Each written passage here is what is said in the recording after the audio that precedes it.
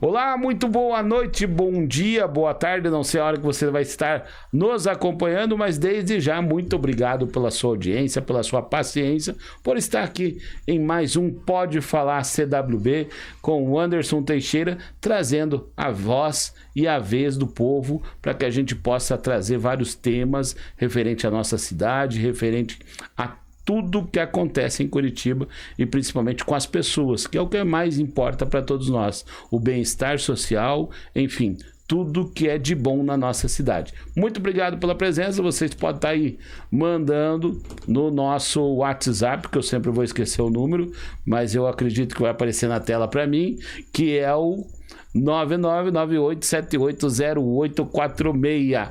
Manda mensagem de texto, tira uma selfie lá assistindo o programa, manda lá, copia lá na a tela do celular, manda para nós postar aqui que você está nos acompanhando. Nos acompanhe no TikTok, no YouTube, no Facebook, no Instagram, enfim, todas as redes sociais. Acompanhe lá, Pode Falar CWB. Com certeza vamos dar espaço para sua voz e para sua vez aqui conosco. E eu quero já mandar e agradecer aos nossos patrocinadores que sempre estão aí conosco, nos ajudando e tornando essa realidade, trazendo a voz do povo para a comunidade, que é o Family Plus, que é o maior e melhor clube de benefícios do Brasil, onde você tem acesso a inúmeras coisas, a piscina, a Pesque Pague, tudo com o melhor preço. Tem consulta, tem farmácia, tem exames, sempre primando no quê? No melhor preço para você associado, afiliado ao Family Club. Então, participe e se afilie lá no telefone 9513-0070. O Vandir não colocou na tela, mas esse eu lembrei, né? Ele também não colocou lá o Family Club, o desenho. Na telinha, nessa aqui? Isso, tem o telefone aí embaixo. Mas eu queria pôr lá. O Ian tá me atrapalhando aí hoje, ó. Solta eu aí falando aí, no link. É que agora nós temos um link, daí ele fica aqui, ó.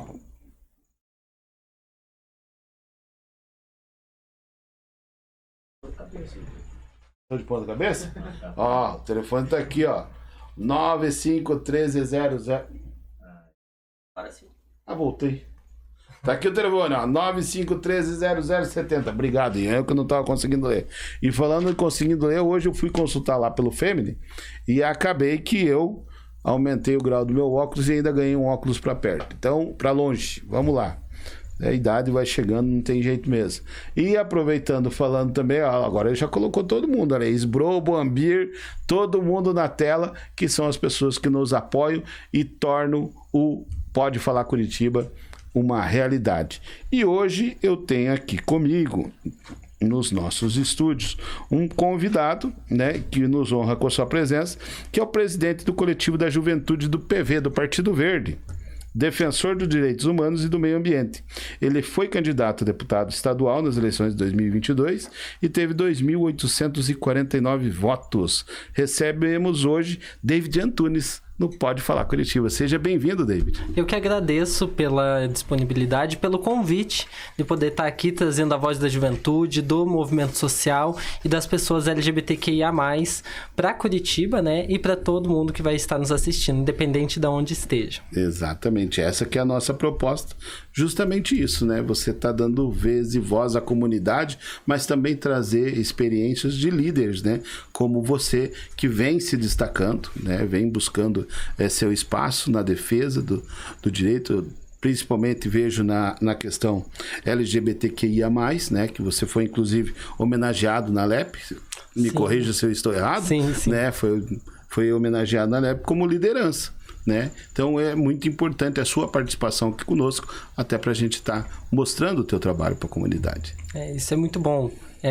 A gente teve esses dias atrás, né, esse evento, que foi um evento muito lindo. A gente conseguiu reunir pessoas, jovens do estado inteiro, né, jovens destaques, e homenagear eles, né? Eu estive como parte da mobilização, eu que estive ali na coordenação para ajudar a fazer esse grande evento, né? A gente teve o deputado Alexandre Cury, a deputada Ana Júlia ali nos ajudando e deu tudo certo. A gente teve um evento muito lindo, pautas LGBTQIA+, foram faladas, como eu fui homenageado, pessoas de religião de matriz africana, pessoas de religião cristã, pessoas negras, indígenas, então movimento social. Então a gente conseguiu trazer o máximo de pessoas que representam a nossa juventude, né? Que é uma juventude plural, uma juventude que está aí atuando nas nossas pautas em defesa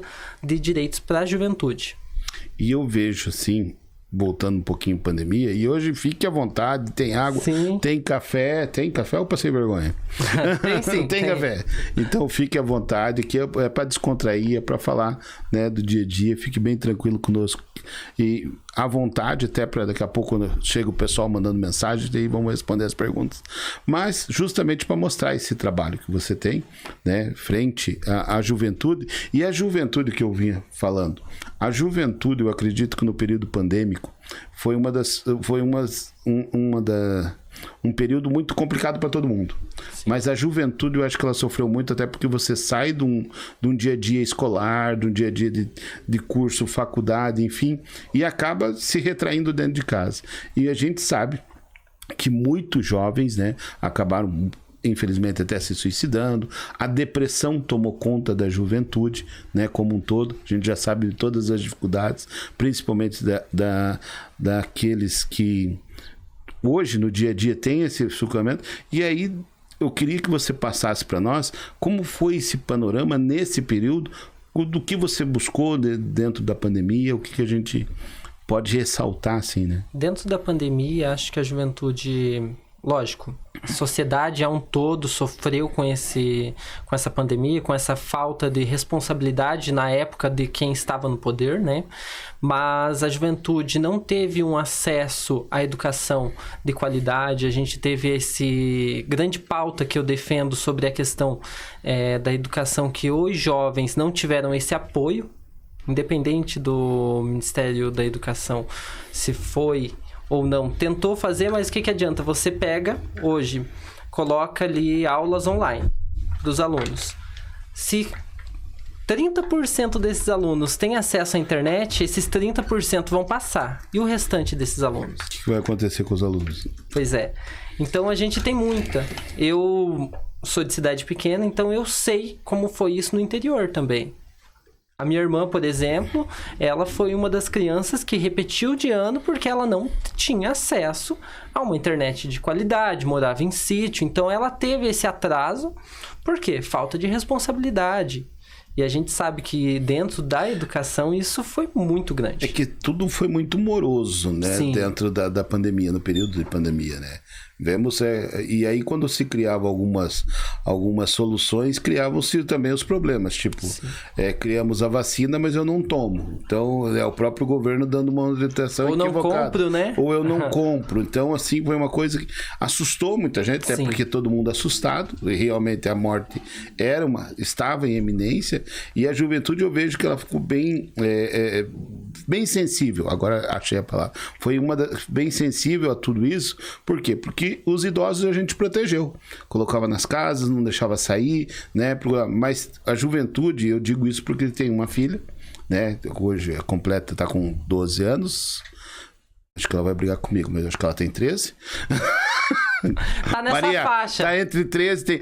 Como eu falo, ela tem 12, vai fazer 13, tem quase 14 praticamente, né? E no período da pandemia ela sofreu muito e acabou tendo depressão, né? Teve crise, depressão, e hoje vem fazendo tratamento. Então, por isso que eu perguntei para você, até para a gente explorar isso, porque eu sei que não foi só com a Maria, né? Sim. Milhares de crianças também tiveram isso, que era uma doença que até então os jovens não tinham, né?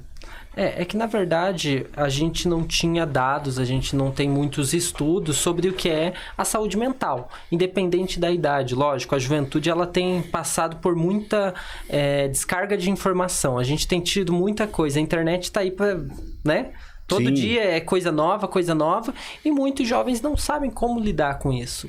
E, infelizmente, a gente tem uma parcela dessa juventude que está com depressão, ansiedade, e isso é muito normal, né? A gente tem isso em vários jovens. Eu falo sobre a questão, a gente está em setembro, setembro amarelo, mês de consciência sobre a questão do suicídio, e a gente sabe que precisamos de políticas públicas afirmativas nesse quesito, né? A gente teve esses dias, eu tive uma perca de um amigo muito próximo por questão do suicídio. Então, até desculpa, fico meio assim, porque é um assunto muito delicado. Obrigado. É um assunto muito delicado porque você envolve uma juventude que... Eu falo da juventude LGBT nesse caso... Sim.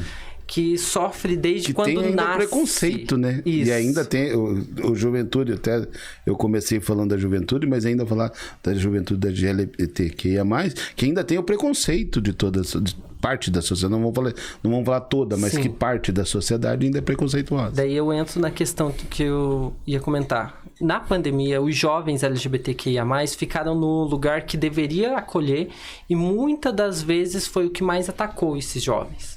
Que é os seus próprios lares. Um irmão que não sabe te respeitar, ou às vezes te bate, pai, mãe, que estava toda a família dentro de casa, principalmente quando teve que fechar tudo. A violência doméstica, né, aumentou muito. E como que a gente tem essas crianças, esses jovens dentro de casa? Assim como a gente também tem que tratar da questão das mulheres, a questão do abuso, né? A questão do estupro dentro dos seus próprios lares, onde deveriam ser um local de proteção. Então, nós, ativistas de movimento social, a gente gosta de debater isso e lembrar que existem muitas pessoas que deveriam estar protegendo e não estão.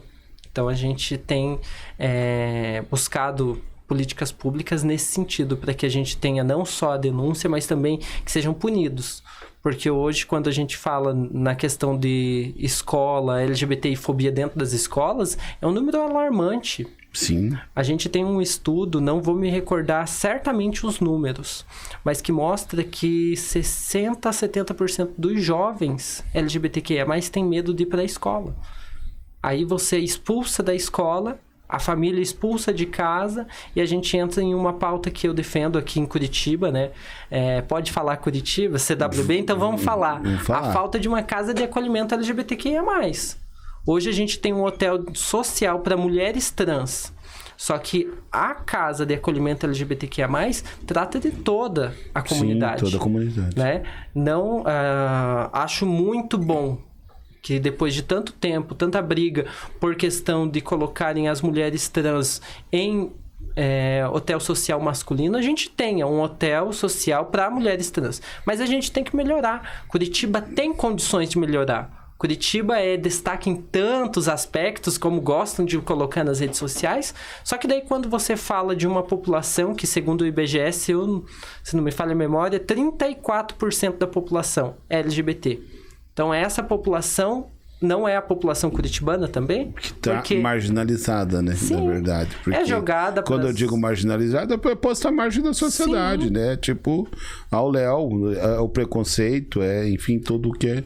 Primeiro, as mulheres trans saem muito cedo de casa porque são expulsas grande parte das vezes ou porque se sentem atacadas diariamente. Elas acabam indo para a rua, prostituição, drogas, e isso não só as pessoas trans, a comunidade inteira. Uma vez por semana, no mínimo, eu tenho um jovem ou uma jovem me mandando mensagem que não tem aonde morar. E eu não tenho. A gente não tem condições. Nós não temos de dar esse amparo. De dar esse amparo, né? Acho que a grande dificuldade nesse momento é justamente isso. Quando eu morava no centro, muitas das vezes até deixava as pessoas, mesmo sem conhecer, que dormisse lá em casa, tudo. Só que chega numa parte que a gente tem que colocar quem que é o culpado. Por que que eu sou autor de um projeto que tem mais de 3 mil assinaturas pedindo uma casa de acolhimento LGBT. Por que que nós não debatemos isso na Câmara dos Vereadores, Câmara dos Deputados, em vez da gente estar debatendo igual o Brasil está debatendo contra o casamento LGBTI+, contra o casamento homoafetivo? Então a gente tem uma parte da população que está se suicidando, uma parte da população que está sem emprego, uma parte da população que está nas ruas. Isso não importa para quem deveria nos representar. Importa se eu estou casado ou se eu estou solteiro. Se eu estou casado com uma pessoa do mesmo sexo, se eu gosto daquela pessoa, o que o outro tem a ver com o que acontece entre 4 paredes? Eu não vou lá falar que você não pode casar com uma mulher, que você não pode ter filho. E por que você tem que vir?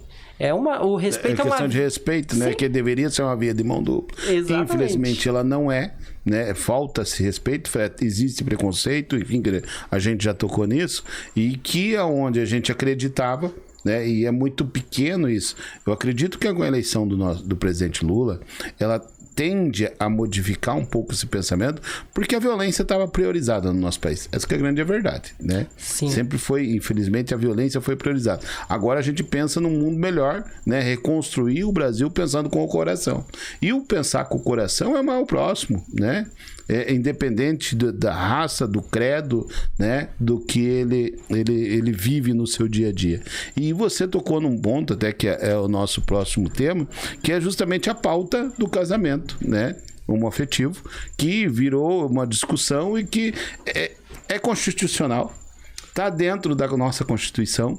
E eu não tenho que discutir se é certo ou se é errado. Cada um faz da sua vida. Eu escolhi casar com uma pessoa e o casamento o que é? É uma relação, né? Judicial, civil. Então, e até tem uma discussão muito grande se você é a favor ou é contra a questão da religião.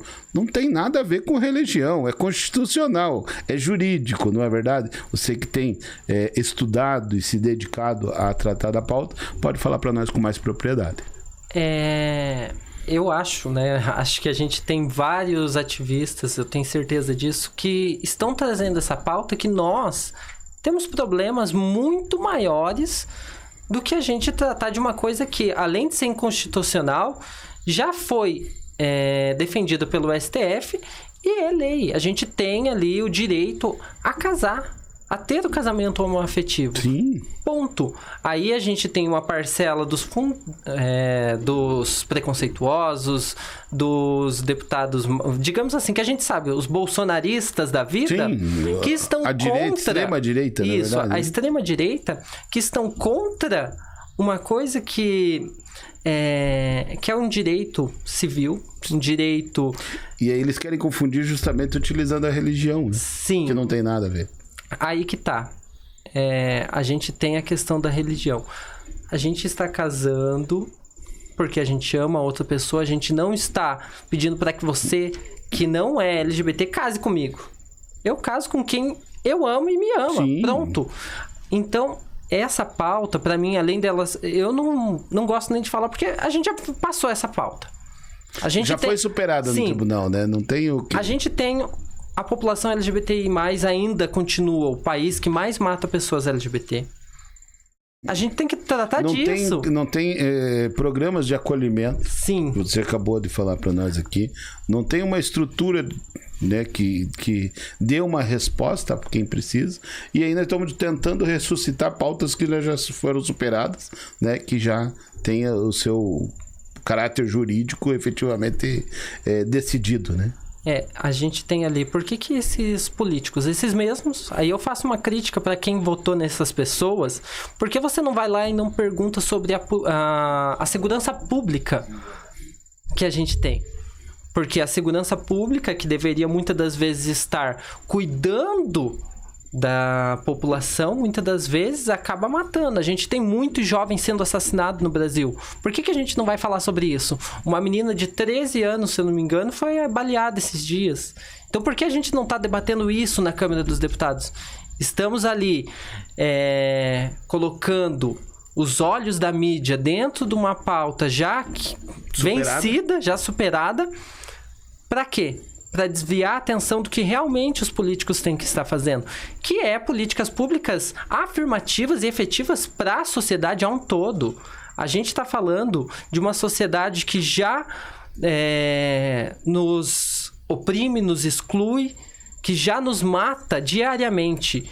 E a comunidade LGBTQIA+, ela só quer ser ela mesma. Ela não quer que você pague mais imposto do que eu. Eu pago o mesmo imposto que qualquer pessoa brasileira. Por que que eu tenho que ter menos direito que uma pessoa que é cisgênera, heterossexual? Por quê? Não tem lógica, não tem justificativa. Só que daí você vê que eles levantam pro grito. Em vez deles virem com argumentos, eles querem usar um livro, né? Eles querem usar a Bíblia, que é uma coisa que eu acho desrespeitosa para as pessoas que realmente são cristãs. Realmente são pessoas cristãs que não se sentem representados. Sim. A minha mãe, esses dias, ela me falou, eu não entendo por que usam o amor de Deus contra a sociedade. Contra as pessoas. Gente, a igreja, ele é no meu ponto de vista, no ponto de vista do que diz a Bíblia, é para acolher. Independente se você é LGBT, se você é uma pessoa trans. E o próprio Cristo pregava, a gente vê várias falas na Bíblia mesmo, que vem a mim os excluídos, a todos, que, né, os perseguidos. Então, já deixa bem claro que a Bíblia é acolhimento, né?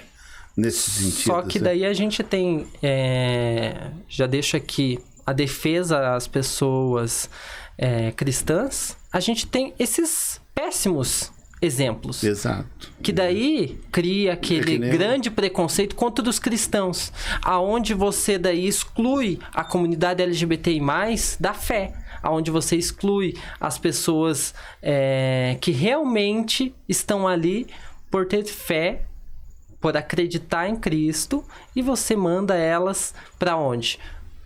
Fora das igrejas, fora da sociedade, mais excluídas do que já são. Exatamente. E como que a comunidade vem sentindo isso? Eu vejo agora com... Nesse tema, né, do casamento. Voltar a debater esse tema. Como que a comunidade vem recebendo? Olha, a comunidade... Você como ativista que está fazendo, faz parte. Sim. Eu vejo a comunidade LGBTI+, se organizando cada vez mais, se preparando para esse debate, se unindo. A gente tinha antigamente muitos movimentos sociais que não falavam um com o outro. Hoje nós estamos em uma frente ampla pela democracia. A gente está em uma frente ampla pelos nossos direitos. Direitos que ninguém pode revogar. Porque é o mínimo que a gente tem hoje no Brasil. Nenhuma lei... Nenhum tipo de segurança que a comunidade LGBTQIA+, tem hoje foi pelos nossos deputados, que são a voz da população, que são os representantes. Se não fosse o STF, o que seria de nós? Então, por isso que eu volto a dizer, a democracia tem que ser respeitada. E lógico, a gente tem tido com passos pequeninos, mas a gente tem tido avanços dentro da Câmara dos Deputados, tendo várias pessoas LGBTQIA+, sendo eleitas. Nós queremos o espaço como qualquer outra comunidade, qualquer outro grupo quer. Assim como os evangélicos têm ali os seus deputados, os evangélicos que eu digo que eu respeito são os que respeitam todos. Que entendem que o Estado é laico, que eles estão ali, eles representam o seu público, os seus eleitores, mas não atacam ninguém, não atacam nenhuma outra parte da sociedade. Assim como nós temos tido uma bancada de mulheres que cada vez mais estão sendo eleitas, e aí eu fico muito feliz em ver mulheres trans, mulheres brancas, negras, então a gente tem tido mulheres jovens, né? A gente tem muitas mulheres disputando e sendo eleitas. Pessoas negras também. Então, a gente tem pessoas indígenas. Então, a gente está tendo. Só que a passos muito devagares, né? Mas a gente tem essas representações. Então, essas pautas de voltar para trás, A gente tem que parar agora. E não só... isso é fato.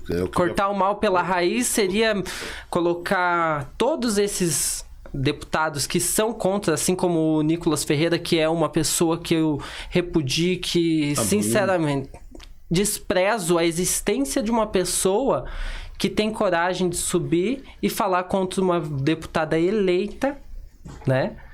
Falar sobre a questão de uma mulher trans, falar que são menos mulheres do que as mulheres cisgênero. Por favor, gente, é uma casa de leis. A gente ter um deputado que foi eleito pra ir lá falar merda? Desculpa, perdão da palavra. Mas é a realidade, porque não tem outra coisa que você consiga... Não tem outra palavra que você consiga utilizar que não seja o que ele faz. Né? Então, e esse é um... E quando a gente fala assim, não só...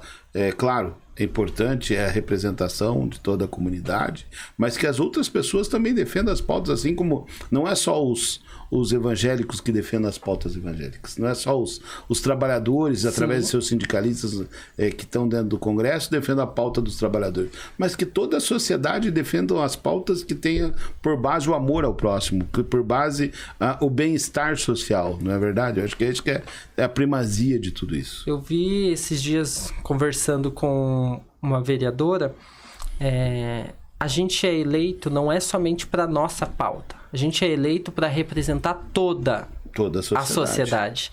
Se você está ali, não é porque eu sou LGBTQIA+, que eu vou deixar de defender a educação, a saúde pública, a segurança pública. Porque se você fala de uma parte da sociedade, tudo está interligado. A sociedade, ela tem que andar. Se eu sou uma pessoa LGBTQIA+, falando agora do transporte público de Curitiba que a gente tem. Se eu sou uma pessoa LGBTQIA+, uma pessoa trans, e estou ali sofrendo LGBTI-fobia dentro do transporte público, isso é sim responsabilidade da prefeitura, que a gente tem da gestão, de como que a gente pode melhorar, de como que a gente pode denunciar. Eu estava esses dias no ônibus e o ônibus que eu sempre pego tem falando sobre a denúncia do abuso, importunação sexual dentro do transporte público. Cara, é isso que a gente tem que ter. São pequenas coisas que motivam essas mulheres, essas pessoas LGBTQIA+, a denunciar. Você tem que denunciar. Quando você denuncia, você gera números, você gera estatísticas do que está acontecendo, a gente consegue combater. Quando eu falo que 3.000 pessoas em Curitiba querem uma casa de acolhimento LGBTQIA+, isso são 3.000 pessoas que eu conversei com cada uma delas. Fora as pessoas que eu ainda não consegui conversar, que eu sei que muito mais pessoas apoiam que a gente tenha uma casa de acolhimento LGBT. Então a gente tem que respeitar a nossa sociedade. E principalmente as pessoas que ocupam cargo público têm que ter esse respeito. Não só pelos votos que eles têm, mas pela toda a sociedade. Eu tô aqui com o nosso convidado de hoje, o David, né?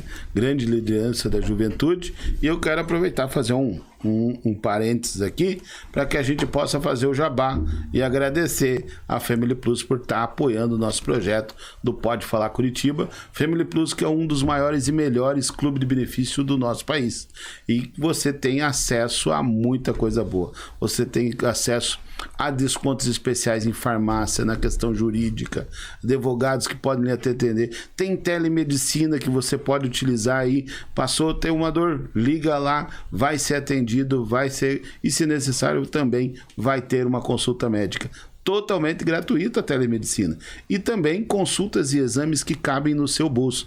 Esse é o Family Plus. O Clube de Benefícios cuida de você e da sua família. E não posso deixar também de falar da Ambir, né? Já que a família tá tudo bem, vamos fazer festa. E para fazer festa, nada com um bom chopp da Ambir, um grande amigo nosso do Sério, aqui de Araucária, e quem faz aí a venda também da Ambir, do chopp da Ambir, é a Sbrobos, que é, se você precisa de uma equipe para deixar a sua festa, a festa é a Sbrobos. Então você pode entrar em contato no telefone que vai aparecer ali embaixo, e eu não lembro agora, né, que tá lá no papel, de novo, o rapaz me apontou, no 9821-6920, obrigado, a assessoria tá bem, eu que tô capenga das ideias aqui, David. Não, mas vamos lá. David, volto aqui, vocês que estão nos acompanhando, volto aqui nos nossos estúdios com o David para falar que é um grande líder da juventude LGBTQIA+, e que vem defendendo, né, políticas públicas para toda a comunidade e fazendo um grande papel aí dentro da sociedade. E eu quero já começar com uma pergunta, esse nosso segundo bloco, de quais são os principais desafios que os jovens enfrentam para se envolver na política e nas pautas sociais. Olha, isso aí é uma coisa que eu vivi há pouco tempo. O maior desafio que existe dentro da política para os jovens é você ter voz, você ter espaço dentro dos partidos políticos, dos movimentos sociais.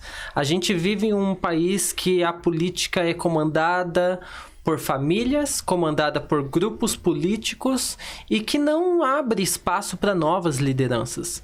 Isso é o maior problema que nós temos hoje.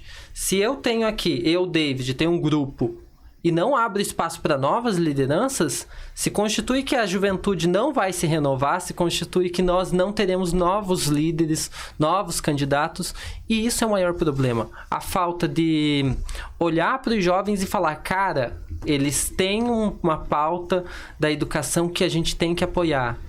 Eles têm um movimento social que a gente tem que apoiar. E é a maior falta que os partidos têm hoje, é essa estrutura de você estar ali, não digo só estrutura financeira, mas também de apoio mesmo, de você ser uma liderança. Dar condições, né? Isso, a gente esteve essa semana com a vereadora Maria Letícia, que é do PV, que é do nosso partido, e foi totalmente diferente. Eu vi uma pessoa, uma mulher eleita, médica, que não é a pauta dela principal LGBTQIA+, e nem a juventude, mas ela deu todo o apoio.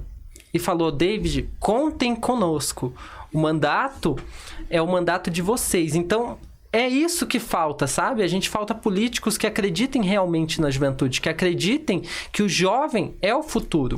Porque a gente, infelizmente, tem as políticas, os políticos, os partidos que acreditam que a mesma família deve comandar para o resto da vida, né? E esse é um dos meus principais apontamentos. E como que a gente pode trazer esses jovens? É mostrar que não é tudo igual, né? Que a diversidade política existe, que existem vários partidos, independente se é de direita ou esquerda. Se você é um jovem, quer participar, você vai lá ler o estatuto, ver se o partido está fazendo o mínimo, quer estar se articulando, quer estar em movimento, reunindo jovens, discutindo. Eu estive agora domingo na Marcha da Maconha pela legalização da cannabis medicinal, pela legalização da cannabis, a questão de uso para pessoas que usam a cannabis, isso. Então, cara, se você é a favor, vai... Como já é liberado em outros países. Sim. Já tem a utilização. Já é mais uma pauta que realmente... Que tecnicamente no mundo todo praticamente está superado, e no Brasil o pessoal continua se enraizando. A gente tem, aí volta aquelas mesmas famílias que eu acabei de falar. As mesmas famílias dando aqueles mesmos problemas de querer congelar uma coisa que a gente já está superando em outros países e o Brasil fica novamente para trás. Então, essa velha política, a gente tem que quebrar ela. Como você quebra isso? Você tendo jovens. Sim. Independente do partido. Vamos lá, se reúne 10 jovens. Cara, 10 jovens fazem um movimento enorme. Independente de onde são. Se for do interior do estado, nossa, cara, como eu fico feliz em ver quando os jovens do interior do estado se organizam. Sabe? Curitiba tem muitos jovens bons, muitos jovens lideranças crescendo, começando agora, e as lideranças do interior também.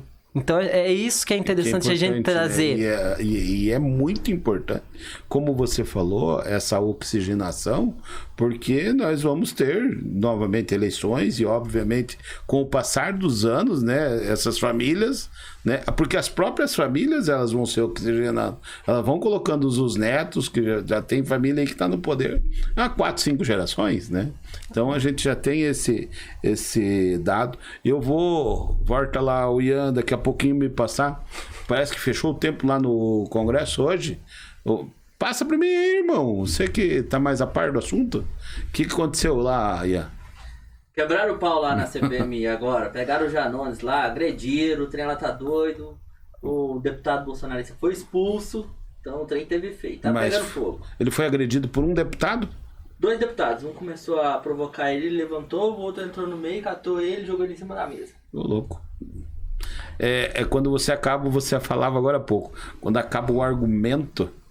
Você vai para grito, você vai para violência, porque você já não tem mais o argumento para convencer as pessoas. Só que daí a gente fala, olha que feio, depois de todos esses 6 anos que eu me refiro desde o golpe, os 6 anos de luta que nós tivemos, para a gente agora começar a ser visto mundialmente novamente, a gente tem aí quem deveria representar um bando de, para mim...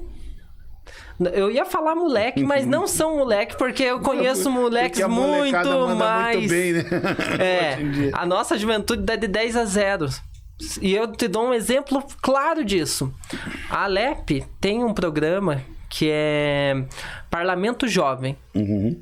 Eu fui assistir. Cara, ali sim você tem políticas públicas sendo discutidas por jovens de universidades que realmente querem mudar o que nós vivemos hoje. Enquanto a gente tem essa meia dúzia, porque eu posso falar, são meia dúzia que estão ali dando dor de cabeça, que não representam a sociedade brasileira. Se você chegar e perguntar para uma mãe de família se ela é representada por um deputado que está ali querendo bater no outro, agressão física, sendo pessoas que estão ali eleitas para te representar, não representa uma mãe de família. Sim. Não representa uma parte da sociedade que acorda às 5 horas da manhã, assim como eu acordo para pegar um ônibus e trabalhar, pagar uma passagem de R$6, que é um absurdo em Curitiba, não me representa.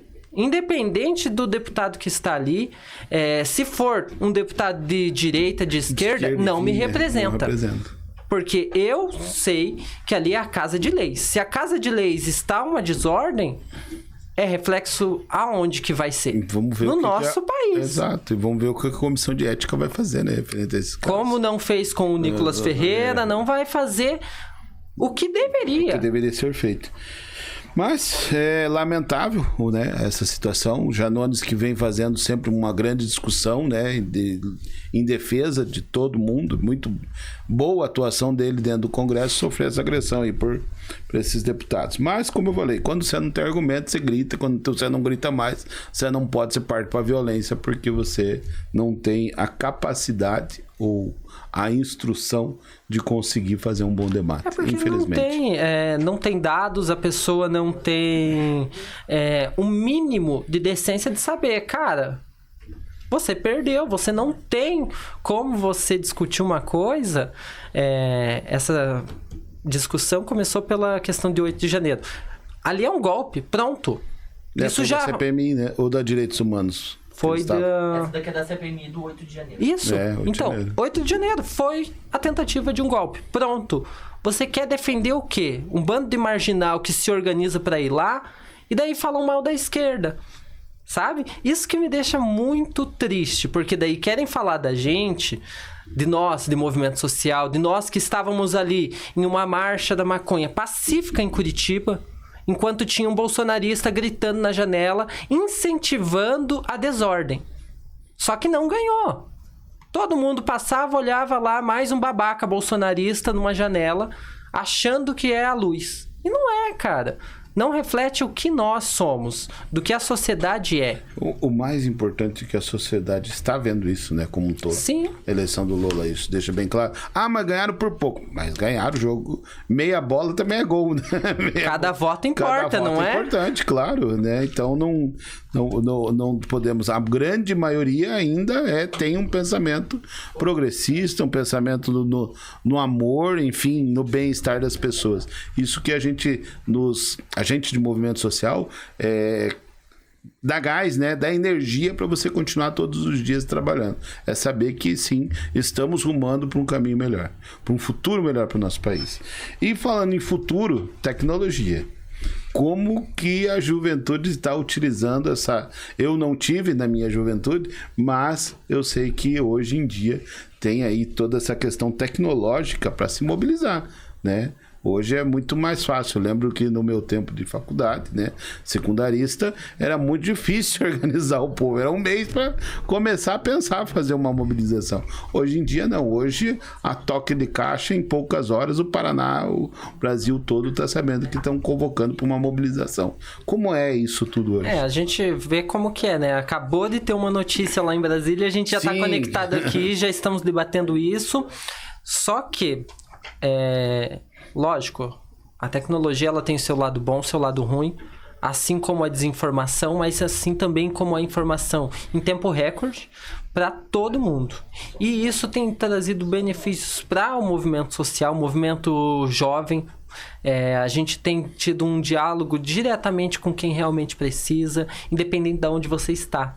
Se você abre ali uma caixinha de pergunta que seja no seu Instagram e pergunta sobre como que tá, qual cidade você tá falando, da onde você está nos assistindo, você vai ver diversos lugares. Então isso nos conectou com as pessoas, conseguiu que nós conseguíssemos ampliar essa voz, né? A gente teve no começo uns 2 meses atrás o Conune em Brasília e o movimento na internet foi lindo. Todo mundo postando, todo mundo compartilhando. E isso consegue chegar aos jovens. O que é o Conune? É o Congresso da Uni. A gente vai ter agora que a JPV vai estar participando, que vai ser o CONUP, que é o maior congresso estudantil do Paraná. Então, a gente tem essa proximidade, a gente consegue ir até os jovens através das redes sociais. Independente do movimento social, conseguimos abordar e chegar nessas pessoas. Então, eu acho que essa parte tem sido muito vantajosa. Muito vantajosa e efetiva. Lógico, só temos a questão das fake news, né? Porque, infelizmente, a gente tem um grupo que, independente do lado, que fica ali fomentando fake news. Você pode ver, agora, isso aí que a gente teve, essa notícia aí do deputado, você quer apostar quanto que ele vai postar, que ele é a vítima, que ele foi defender, vai falar que xingaram a mãe dele, vai falar que isso e aquilo, para se defender. Isso aí, infelizmente, as fake news ainda... Daí a gente chega numa comissão de ética que eles montam para se defender, que a comissão de ética você pode ver que não anda, né? Trava, né? Trava ali.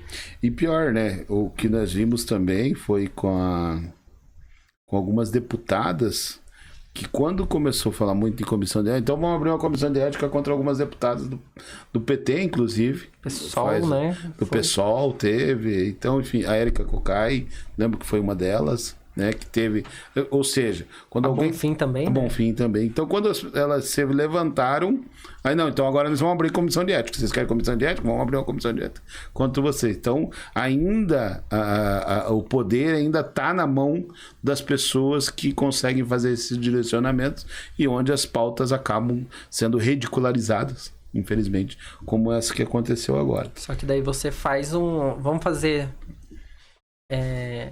um pensamento aqui. Se colocam elas na comissão de ética, por mais que não fizeram nada, assim como a presidente Dilma não fez nada, é caçada. Por quê? Sim, porque tá mexendo realmente com aquelas famílias que estão ali. A maioria que está lá dentro, que não representa a maioria que está aqui fora, né? Que na verdade são a minoria que hoje estão no poder. Dando cartas dentro do Congresso, não estão no poder, porque o poder não, porque o presidente é nosso, é de esquerda, é progressista, tem uma visão diferente, mas está engessado com relação ao Congresso, justamente nesse sentido, porque dentro do Congresso, a minoria hoje se faz maioria na representação. A importância na hora do voto, né? Só que eu acho que a gente está tendo, por isso que estamos aí tendo tanto ataque. Hoje, se você for olhar os deputados que estão ali, são, acho que no máximo 10, 20 que estão fazendo essa algazarra. Então, os outros colegas, independente se é de direita ou de esquerda, eles não são a favor do que eles estão fazendo. Então, eles sabem que eles vão ter que começar a gritar mais alto, fazer um escândalo para tentar puxar a gente pro lado deles e para ganhar voto. Só que eles não têm. Então a gente tem muitos deputados do centro, deputados até mesmo de direita, que já falaram que são contra, por exemplo, o retrocesso do casamento homoafetivo. Então, existem pessoas ali que se denominam de centrão, de direita, que têm o mínimo de pensamento, né, do que é o Congresso e respeitam.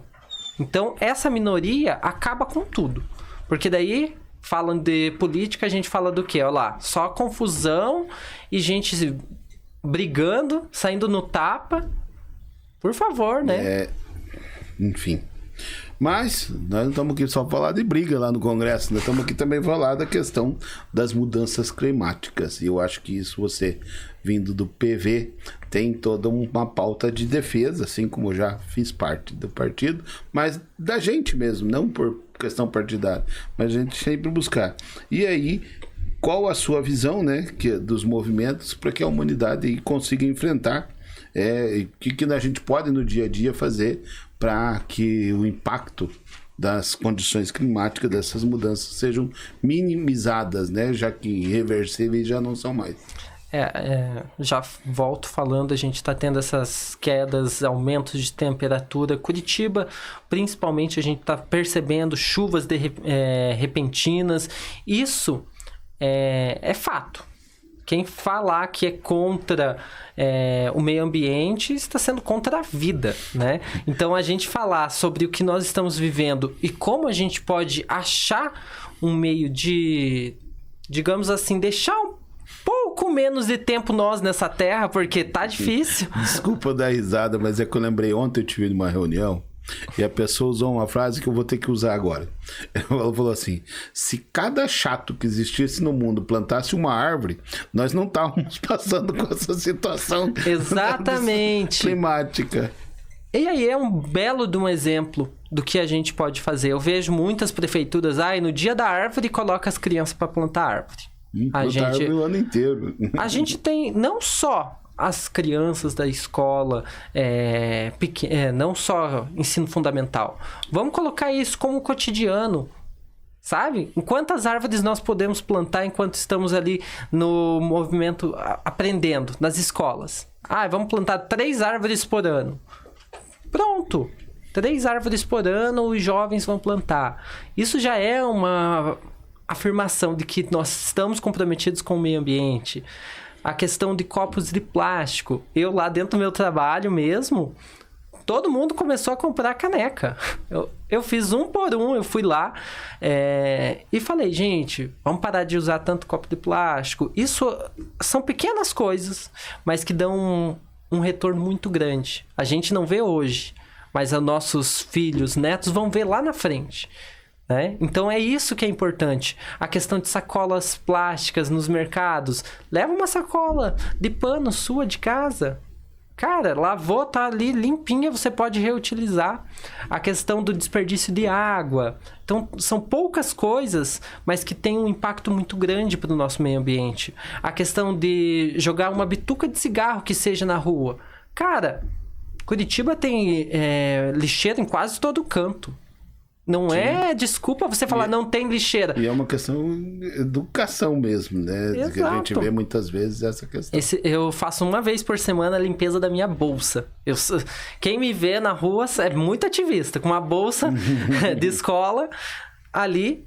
E todo o lixo que eu consumo, que tá ali... Produz ali no dia a dia. Que produz, tá na minha bolsa. Ou vai estar no bolsinho, ou vai estar dentro da bolsa. Chegou, eu faço o descarte... correto em casa. Outra coisa muito importante ali, não utilizar né, o copo descartável, enfim, a sacola plástica. Onde jogar. Mas fazer o descarte correto do que você é inevitável que você acaba utilizando, né? Fazer esse descarte correto. E é uma das políticas assim que a gente pode criar, sim. Todo dia você vai pegar, não vou usar copo de plástico. Mas é mais fácil pegar um copo de plástico? Só que é muito melhor que você tenha uma caneca, por exemplo, aqui, toma sua água, pronto, acabou. E não vai ficar gerando tanto plástico, tanto lixo para o nosso meio ambiente. E são essas políticas, essas ações pequenas que vão lá na frente dar um resultado enorme. Então, isso, quando se é ensinado dentro das escolas, já cresce uma sociedade com um pensamento diferente, sabe? Quando se é falado sobre a comunidade LGBTQIA+, dentro do ensino médio, já se cresce uma sociedade com menos preconceito. Sim. Por isso que a gente tinha um governo que não queria que falasse sobre a comunidade LGBT ou sobre a questão de saúde sexual dentro das escolas, porque eles querem uma sociedade preconceituosa, eles querem uma sociedade com ódio no coração. Sim. Então, por isso que agora nós... Que discrimina, que separa, que enfim... Agora nós, tendo um presidente que pensa, que fala sobre a questão do meio ambiente na ONU, que tem autoridade que é reconhecido, já muda totalmente o nosso pensamento e o pensamento de quem pensava diferente em falar, cara, vamos pensar um pouco mais no meio ambiente. E não custa nada você pegar e mudar poucos hábitos da sua rotina. Eu mesmo, quando eu vou em algum... tomar uma cerveja ali no Largo da Ordem, que é onde quer encontrar a juventude, quer falar sobre políticas públicas, vamos lá no Largo da Ordem ver o que a gente precisa melhorar. Se eu pegar um copo de plástico durante a noite, eu vou ficar com aquele copo a noite toda. Sabe? Porque eu sei que eu faço o descarte, lógico, é um copo, mas eu vou estar cuidando ali e é o único. E que, na verdade, se cada um de nós fizermos o seu descarte correto, a utilização correta, com certeza não teremos um impacto muito maior. Sim. Né? Se todo mundo fizer a sua parte. David, deixa aqui a sua mensagem para o público, né, do Pode Falar Curitiba, deixa aqui a sua mensagem para a juventude. Agradeço muito a tua presença, mas estamos chegando já ao fim e deixa a sua mensagem aqui, né, você como um grande ativista da questão ambiental, da questão LGBTQIA+, deixa aí a sua mensagem para o nosso público. Bom, falo para onde? Pra cá. Bom, primeiro eu quero agradecer, né, a oportunidade de estar aqui, de poder mostrar a voz de um jovem LGBTQIA+, curitibano, e falar que nós, jovens, que estamos aqui lutando pelos nossos direitos, precisamos de cada vez mais pessoas, porque quando a gente tem uma população consciente, quando a gente tem jovens ativistas, independente de onde moram, a gente faz um movimento ainda maior. Se você é do interior do estado, monta um grupo, 3, 4 amigos, faz um movimento, vai ali, cobra os seus vereadores. Por que a gente não tem um asfalto aqui? Por que a gente não tem políticas públicas para a educação? E isso faz toda a diferença. Então a sociedade hoje precisa que nós, jovens, LGBTQIA+, pessoas pretas, pessoas indígenas, mulheres, esteja cada vez mais dentro dos espaços de poder. Então eu te convido, independente de onde você está vendo, bora construir o nosso futuro. Hoje nós estamos vivendo um momento crítico na nossa política. A gente tem muito o que construir e reconstruir. Isso é muito importante a gente falar, que nós tínhamos muita coisa para reconstruir. Estamos tomando agora várias políticas públicas junto ao governo, mas a gente ainda precisa de mais. E temos que pensar não somente no governo que nós temos agora do presidente Lula, mas para frente. Como que a gente vai ter os nossos futuros vereadores no ano que vem, os nossos futuros deputados nas próximas eleições? E começa agora. Com cada ação afirmativa que nós fizermos, tem um impacto social gigante. Então, eu quero chamar todo esse pessoal, vamos para a rua. Tem um movimento, uma manifestação, bora se organizar, vamos lá, não vamos fazer discutir. Diferente do que o pessoal fez no 8 de janeiro. Vamos mostrar, vamos mostrar conhecimento. Isso, vamos mostrar que a sociedade está organizada, que a sociedade está pronta para representar uma sociedade que é plural, que pensa em todos, que não pensa somente no lado A ou lado B, mas que pensa em toda a sociedade, independente da sua idade, independente do seu credo, independente da sua orientação sexual. Vamos pensar na sociedade, vamos pensar no nosso meio ambiente, vamos pensar nos nossos animais e bola para frente, construir o Brasil que nós queremos e não esperar que construam por nós. É isso aí, David Antunes, seja muito bem-vindo aqui. Muito obrigado pela sua participação nesse podcast incrível que foi hoje. muito bacana. E o Pode Falar Curitiba sempre está de portas abertas para toda a juventude que queira estar conosco aqui, sendo vez, sendo voz, para que a gente possa mesmo mostrar a nossa opinião. Parabéns pela sua luta, e é isso aí. Chegamos ao fim de mais um Pode Falar Curitiba, com uma pauta muito boa. Na quinta-feira tem mais, muita coisa boa, vamos continuar falando aqui.